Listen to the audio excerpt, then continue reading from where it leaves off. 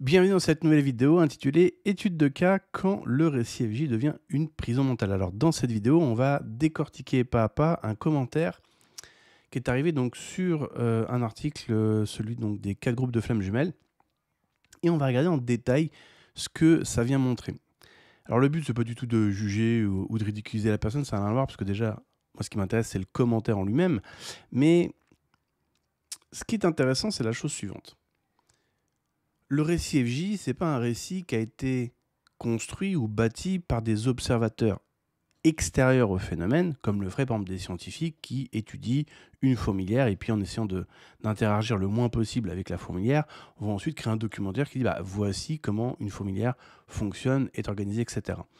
C'est fait en interne. Le récit flamme jumelle est créé par des chasers. Et ça, c'est hyper important comme distinction parce que quelle est, entre guillemets, la psychologie du chaser? Comment il fonctionne en fait? Au travers de quel prisme ce qu'il dit ne peut pas être biaisé ou va être biaisé en fonction, par exemple, de clivage, de projection inversée ou de projection, etc., de tout un tas de mécanismes psychologiques classiques, c'est-à-dire traditionnels, bien documentés et faciles d'accès dans le sens où on peut trouver n'importe qui faire du clivage de temps en temps, etc., etc. Et du coup, dans quelle mesure ça vient biaiser le récit tant écouté?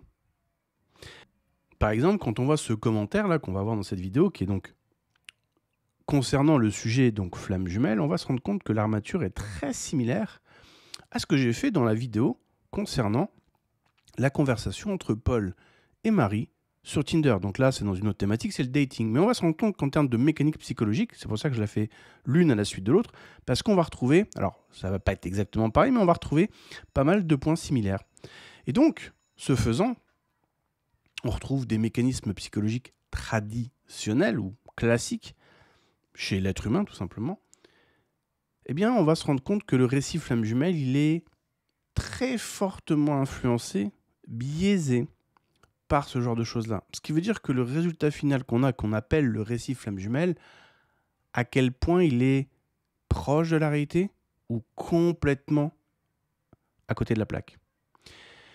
Par exemple, un mécanisme que presque tous les chasers, pour pas dire tous, ont eu ou ont encore, en fonction de là où ils en sont dans le parcours, c'est de prendre l'intensité d'un ressenti pour une boussole intérieure fiable.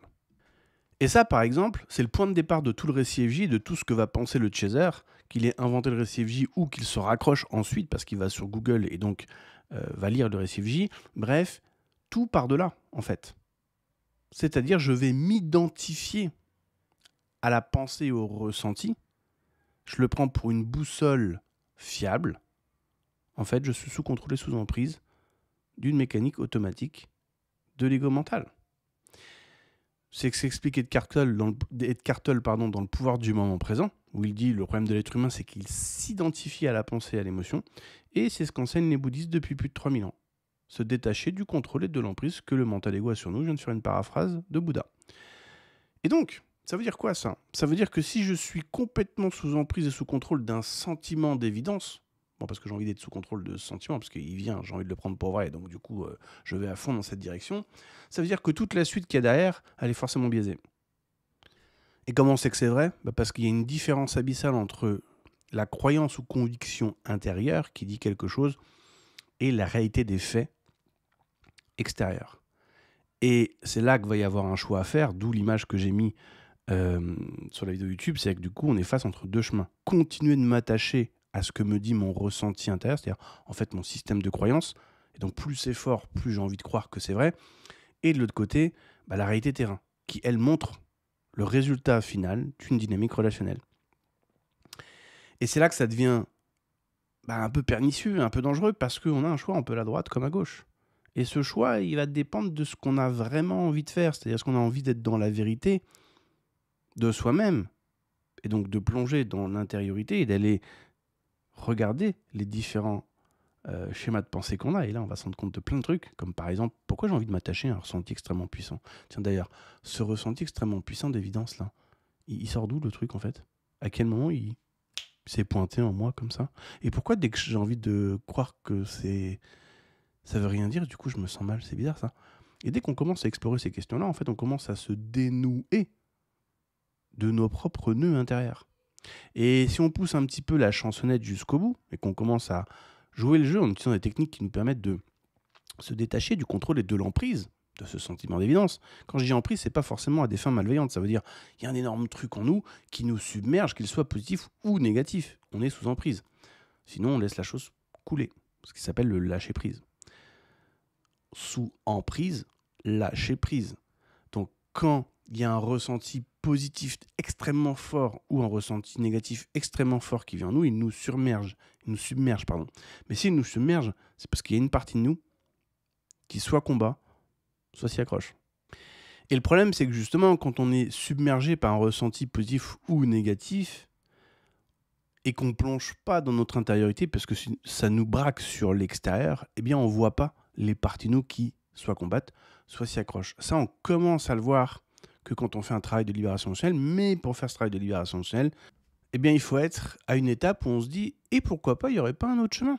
C'est pour ça que sur le blog, je dis, c'est quand le chaser en a marre d'en avoir marre qu'il commence à explorer un autre chemin. Et à ce moment-là, bien si avant on regardait complètement la porte de gauche, là on commence à se dire, mais est-ce qu'il n'y a pas d'autres portes, est-ce qu'il n'y a pas d'autres manières de faire, est-ce qu'il n'y a pas d'autres voies ? Et là on se rend compte qu'il y en a d'autres et que ça amène à des résultats complètement différents. Alors commençons donc le décortiquage de ce commentaire par lire le commentaire lui-même. Alors le commentaire commence par contre, il faudra expliquer pourquoi une personne qui a plusieurs relations toxiques n'a pas eu de synchro et qu'elle a réussi à se détacher rapidement, contrairement à son runner avec qui on a des synchros, etc., des rêves du runner. Si vous ne voulez pas y croire, très bien, mais laissez les autres qui sont dans le parcours, merci. Donc ça c'est le commentaire. Maintenant, on va décortiquer bout de phrase par bout de phrase. Alors le commentaire commence par contre, il faudra expliquer pourquoi. Et en fait, cette formulation, c'est pas une question ouverte visant à comprendre quelque chose. En fait, c'est une interpellation accusatoire implicite, c'est-à-dire une forme de passif-agressivité verbale. Et on y retrouve aussi une posture de défi, donc typique d'un mécanisme de projection.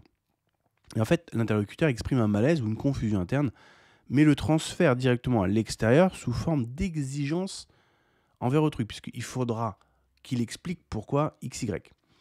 Donc en fait, il ne s'agit pas d'un désir authentique de clarification, mais en fait, c'est une tentative de rétablir une cohérence intérieure en demandant à l'autre de justifier une réalité qui dérange la personne qui est dans cette posture de défi.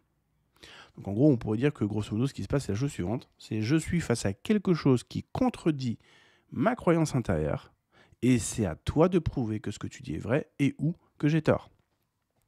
Donc c'est un déplacement de responsabilité et c'est complètement typique de ce qu'on retrouve dans les dénis actifs.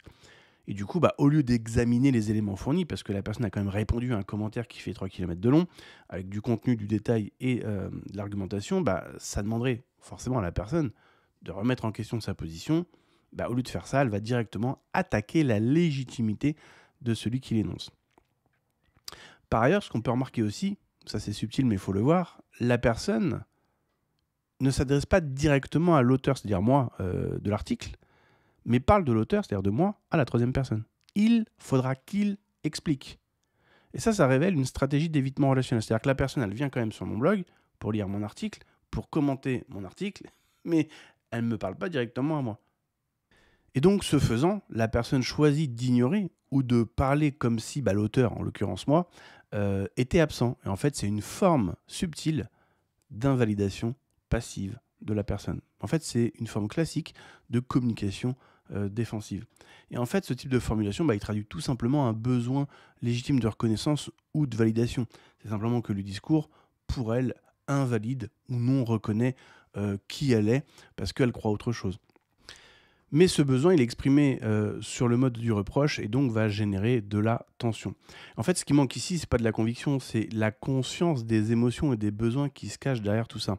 Et on remarquera également que si la personne avait pris le temps d'explorer les articles du blog et notamment les vidéos sur la chaîne, elle n'aurait pas eu besoin de poser cette question, c'est-à-dire et il faudra que la personne donc du coup explique pourquoi il y a des relations toxiques où il n'y a pas de synchro, etc. Parce que j'ai déjà répondu maintes et maintes fois à cette question. Ce qui montre que la personne arrive en fait comme un cheveu sur la soupe, exprime en fait, déverse son malaise intérieur sans avoir pris le temps de s'informer, donc sur la base d'une méconnaissance presque totale du travail déjà effectué depuis 5 ans.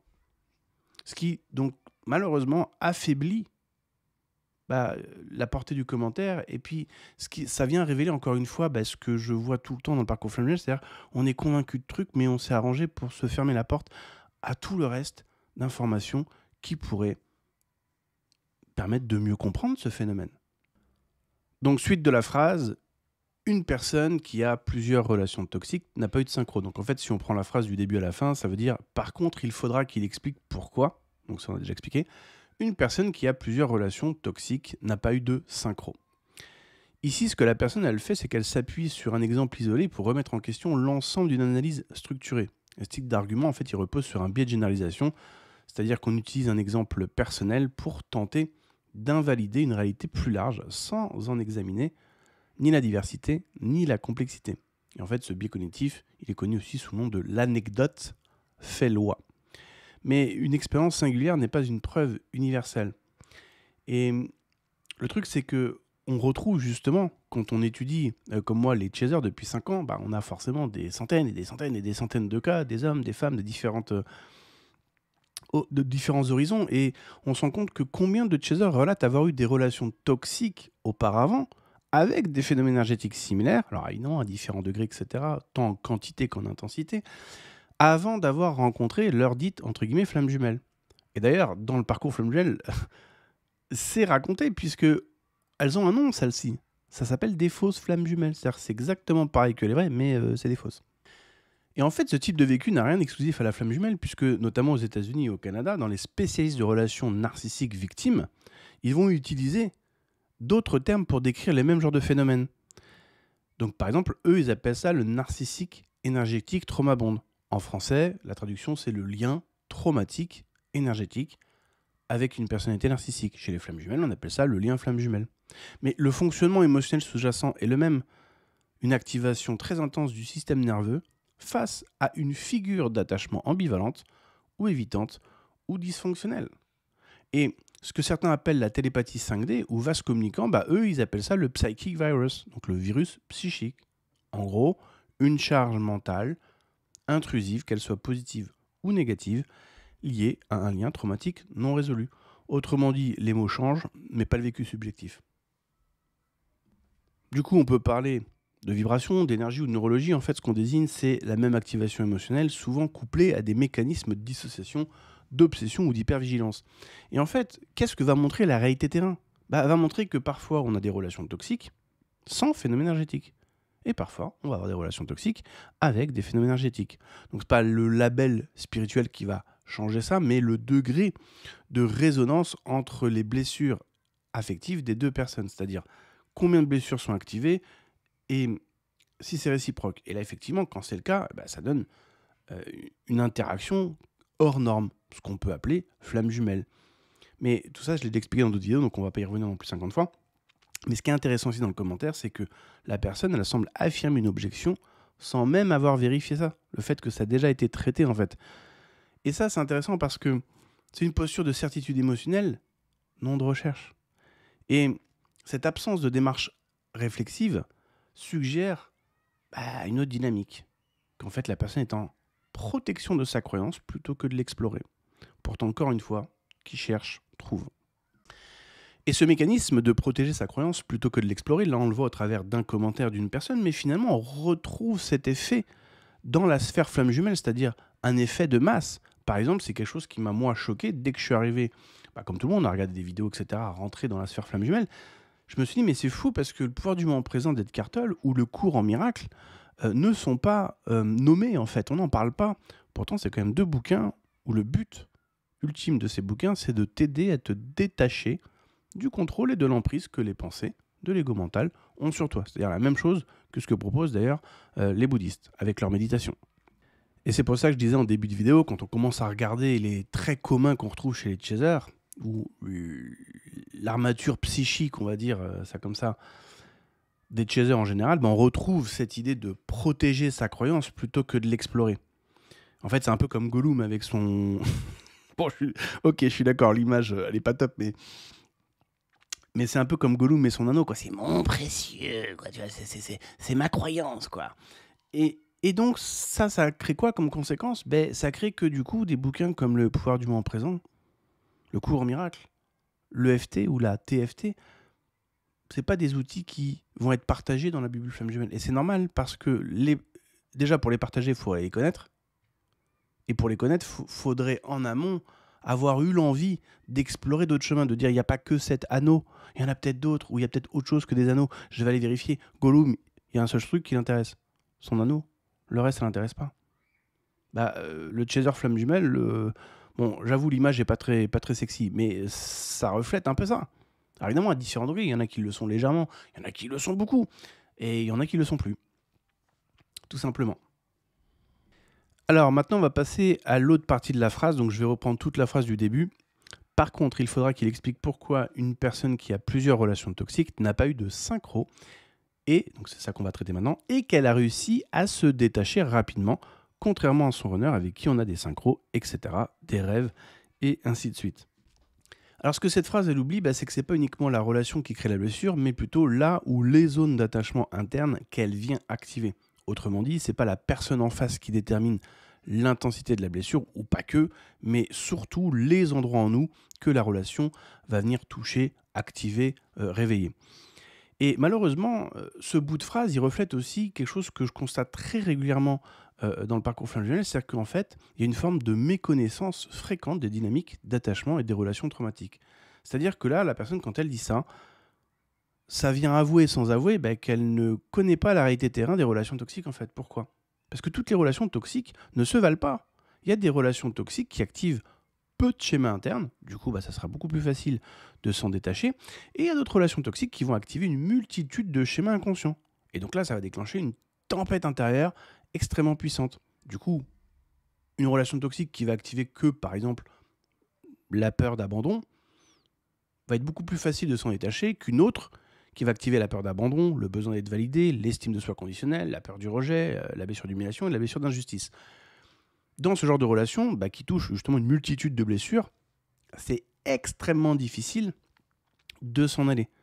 D'autant plus, déjà d'une part parce qu'il y a une multitude de choses qui sont réactivées, mais en plus, c'est ce que je disais au début de la vidéo, et c'est ce qu'on retrouve dans le cas de Flamme Jumelle, comme la personne prend l'intensité de ses ressentis, en l'occurrence ici les positifs, le sentiment d'évidence et tout, qui est aussi une réponse traumatique, mais je ne vais pas m'étendre sur le sujet, va prendre l'intensité de ses ressentis comme une boussole intérieure fiable, la personne concernée elle est persuadée d'être sur le bon chemin, alors qu'elle n'y est pas du tout. Et donc, comme elle prend l'intensité de ses ressentis pour une boussole intérieure fiable, eh bien, il y a une partie d'elle qui a envie de continuer, de s'obstiner sur ce chemin. Et ça, c'est un des paramètres extrêmement importants qui fait que les gens restent dans le parcours 5 ans, 7 ans, 8 ans, 9 ans. Et ceux qui ont moins ce paramètre-là, c'est pas qu'ils sont flammes jumelles ou qu'ils sont pas flammes jumelles, c'est juste qu'ils ont plus rapidement décidé de dire ouais, ok, c'est hyper puissant, c'est hyper nanana et tout. Ouais, mais non, mais ça fonctionne quand même pas. Et ils se raisonnent, ils se font violence pour aller rapidement chercher un autre chemin. Il y en a d'autres, ils font moins ce choix-là et ils restent beaucoup plus longtemps. Et ça, c'est encore une fois constaté dans les séances de coaching. C'est en soi ni bien ni mal, c'est juste que c'est un constat de ce qu'on voit et des décisions des gens en fait. Et donc pour en revenir à ce que je disais juste avant, le runner finalement il n'est pas spécial dans l'absolu en fait, c'est simplement celui ou celle qui à un moment donné, par sa présence et par la dynamique relationnelle, est venu activer simultanément plusieurs zones de vulnérabilité intérieure chez la personne, et ça s'est fait dans les deux sens, donc ça prend des proportions inouïes, et ça, c'est ce qui rend la relation entre guillemets spéciale ou hors norme, parce que bien évidemment, par contraste, ça n'arrive pas avec chaque personne qu'on rencontre. Donc dans l'expérience de vie du chaser, il va dire oh, ça ne m'est jamais arrivé, donc du coup, c'est spécial, c'est hors norme, donc c'est la bonne personne, mais ça c'est encore un raisonnement logique qui dans l'absolu est peut-être vrai ou pas. Du coup, quand on prend le temps de guérir chaque zone blessée, et c'est en ça que la relation FJ est intéressante parce qu'elle peut être utilisée comme un révélateur, dès qu'on les met en lumière, qu'on commence à les intégrer, il y a un changement profond qui se fait chez la personne. Et le parcours flamme jumelle commence à se dissoudre. Les pensées obsessionnelles, elles cessent, la dépendance s'efface et la quête extérieure s'apaise. Et du coup, ce qu'on appelait le parcours se révèle n'avoir été en réalité qu'un chemin de retour à soi, c'est-à-dire un processus d'individuation, de réparation émotionnelle et de reprise d'autonomie psychique. Ou alors on peut s'obstiner et partir dans des travers psychiques comme on le voit dans certains commentaires, clivage, projection, fermeture et ainsi de suite, affirmation gratuite, tout ça dans le but de protéger ce que l'on croit être vrai. Le hic, c'est que pour protéger ce que l'on croit être vrai, il faut qu'il y ait une menace. Mais la menace ici, est-ce que ça serait pas le fait qu'il existe justement une autre voie, une autre manière de faire, qui, une fois utilisée, il ne reste plus de parcours, il n'y a plus d'attente, il n'y a plus de manque, plus de flamme à poursuivre, et donc l'obtention de la complétude. Ensuite, on a l'autre bout de phrase qui dit avec qui on a des synchros, des rêves, etc. Donc, les synchros et les rêves ne prouvent rien en soi. Elles ne prouvent ni qu'on est flamme jumelle, ni qu'on n'est pas flamme jumelle, ni que notre âme est scindée en 2, en 4, en 12, en 25. En fait, ça prouve rien du tout. Par contre, ça indique simplement que l'on vit une expérience émotionnellement intense, marquante, rare, avec une autre personne. Mais cette intensité, elle ne garantit pas que le lien il soit divin ou exceptionnel ou hors du commun. Et c'est ici que le jeu d'interprétation entre en ligne de compte. Parce que, comme c'est intense et en même temps c'est rare, ce que je disais avant, alors on crée un raisonnement logique. L'autre, c'est mon autre, c'est ma flamme jumelle.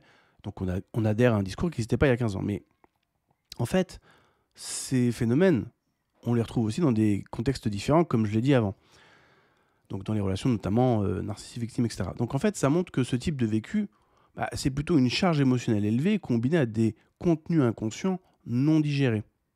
Et surtout, une attention sélective exacerbée. Comment on sait que c'est des contenus inconscients non digérés ? Comme je l'ai dit juste avant, dès qu'on commence à travailler dessus et à apaiser l'inconscient, tout finit par disparaître. Alors on parle ici de biais cognitifs bien connus, notamment le biais d'attention sélective, donc aussi appelé l'effet Baader-Meinhof. Une fois qu'un concept nous marque, on le voit partout. Il y a aussi un processus projectif, donc on projette sur l'autre nos propres contenus internes non intégrés. Contenu émotionnel non résolu, donc l'intensité intérieure est parfois le reflet d'une blessure et non pas d'une vérité extérieure, mais dans le récit FJ, en fait, cette intensité, elle est interprétée comme une preuve spirituelle. Alors qu'en fait, c'est juste la preuve qu'un programme de l'ego mental s'est réveillé. Comment on sait que c'est vrai ? Par l'expérimentation. Que ne font pas les croyants et les convaincus, ils ne vont pas jusque-là en fait. Donc ils restent bloqués à leur étape à eux, en pensant qu'ils ont découvert la vérité, alors qu'ils sont à l'étape, je sais pas moi, F, mais qui ne vont pas vers IJKLMNOP. Pourquoi ils iraient puisqu'ils ont déjà trouvé leur vérité ? Et donc le serpent se mord la queue. Alors qu'en fait, dès qu'on va commencer à faire un travail sur la croyance flamme jumelle, les phénomènes énergétiques, tout ce que ça crée en nous, tout ça, ça part. D'une manière ou d'une autre. Et c'est là qu'intervient donc un mécanisme de compensation psychique. Le fait de vivre des ressentis puissants devient une façon, et ça c'est hyper important, de se sentir à part, élu, plus éveillé que les autres, dans une mission divine, choisie par la source, etc. Et en fait, du coup, ce qu'on fait à ce moment-là, c'est qu'on la souffrance, en fait, elle devient le carburant d'un sentiment de mission spirituelle. En fait, c'est un détournement inconscient, mais fréquent, que l'on retrouve dans les systèmes de croyances fusionnels. Nous, on vit ces phénomènes, donc c'est que notre lien est spécial. Et en fait, ce raisonnement, bien qu'il soit cohérent sur le plan émotionnel, il est erroné sur le plan de la réalité terrain. Et donc, encore une fois, je le répète, c'est important, c'est quand on fait de l'EFT, de la TCC, etc., et qu'on commence à travailler sur ça, qu'on va venir challenger tout ça, on se rend compte que tout ça, ça disparaît. Et donc, les rêves cessent, les sensations diminuent, le runner s'éloigne naturellement du champ mental. Ce n'est donc pas le lien qui disparaît, c'est la projection qui s'efface. Et quand la projection elle tombe, on découvre une vérité bien plus simple. L'autre n'était pas la cause, c'était un révélateur. Et donc du coup, ça n'enlève rien à ce qui a été vécu, ou ce qui a été ressenti, mais cela ouvre une autre porte, celle de la lucidité intérieure. Alors maintenant, on attaque l'avant-dernière phrase qui dit « Si vous voulez pas y croire, très bien ». Alors à ce stade, on ne parle plus de faits, d'expérience ni même de nuances, on bascule dans une opposition rigide, croire ou ne pas croire, c'est-à-dire le clivage s'installe. Alors en psychologie, le clivage signifie un mécanisme de défense par lequel on divise la réalité en deux camps opposés et irréconciliables. Le bien et le mal, le vrai et le faux, les éveillés et les ignorants.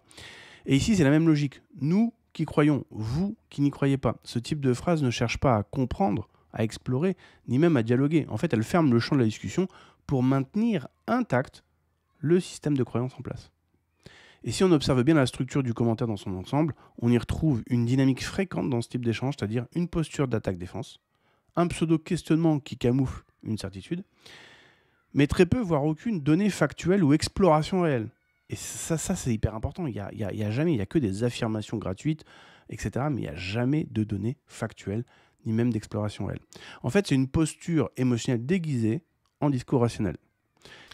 Et c'est typique des logiques défensives dans les systèmes de croyance forte. C'est-à-dire que dès qu'un contenu extérieur ébranle la structure interne, la psyché se met en mode survie. On n'essaye plus de comprendre, on cherche à avoir raison et à préserver donc son identité. Et en fait, ce phénomène, il est très semblable à ce qu'on retrouve dans certains débats politiques ou idéologiques.